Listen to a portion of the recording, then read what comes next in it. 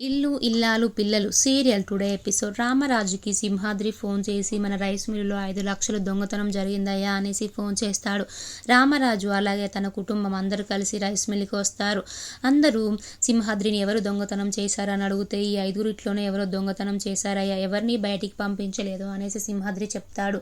అప్పుడు రామరాజు, మీకు ఎవరికైనా 5 లక్షలు కావాలంటే నేనే ఇస్తాను, ఎవరో దొంగతనం చేశారో ఒప్పుకోండి అనేసి అంటాడు. వాళ్ళందరూ మేము చేయలేదయ్యా అనేసి అంటారు. అందరూ రైస్ మిల్లులో ఎక్కడో ఒక దగ్గర డబ్బులు ఉంటాయని వెతుకుతుంటే నర్మదకి ఒక బత్త దగ్గర బ్లడ్ కనిపిస్తుంది. నర్మద ఆ బ్లడ్ దగ్గరికి వెళ్ళి చూసి ఇది బ్లడ్ కదా అనేసి చూసి ఎవరి దగ్గర గాయం జరిగింది చేతికి అని చూసేసరికి సింహాద్రి బాబాయ్ చేతికి గాయం ఉంటుంది.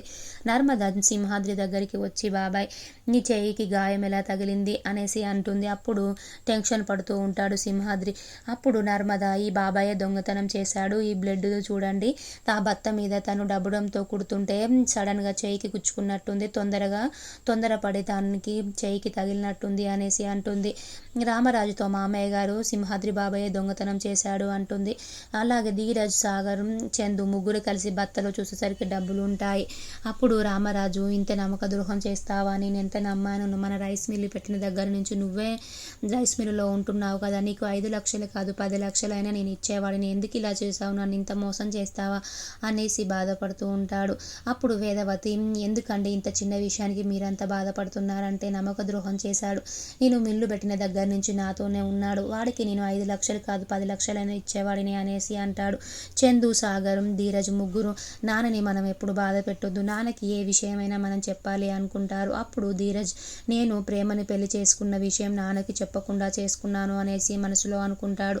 చందు, వాళ్ళ అమ్మ నాన్న దగ్గర నేను వాళ్ళకి 10 లక్షలు ఇచ్చాను నాన్నకు తెలియకుండా, తెలిస్తే ఎలా ఫీల్ అవుతాడో నాన్న అని బాధపడుతూ ఉంటాడు. అలాగే సాగర్ కూడా, నేను గవర్నమెంట్ జాబ్ కోసం ప్రిపేర్ అవుతున్నాను, నాన్నకి తెలిస్తే ఎలా బాధపడతాడో అనేసి బాధపడుతూ ఉంటాడు. అప్పుడు రామరాజు, ఇంత నమ్మక ద్రోహం చేస్తావా సింహాద్రి అనేసి బాధపడుతూ ఉంటాడు.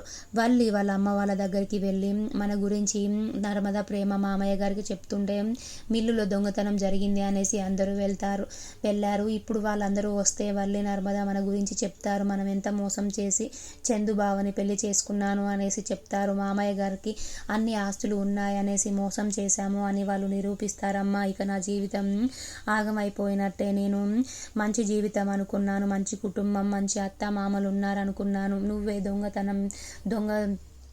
దొంగలాగా మన మీద పెళ్లి చేశావు, నన్ను ఇంత ఆగం చేస్తావా అమ్మ, మంచి భర్తను నేను మిస్ అవుతాను, మంచి కుటుంబాన్ని మిస్ అవుతానమ్మా, అన్ని అబద్ధాలు చెప్పి పెళ్లి చేశావమ్మా అనేసి అంటూ ఉంటుంది.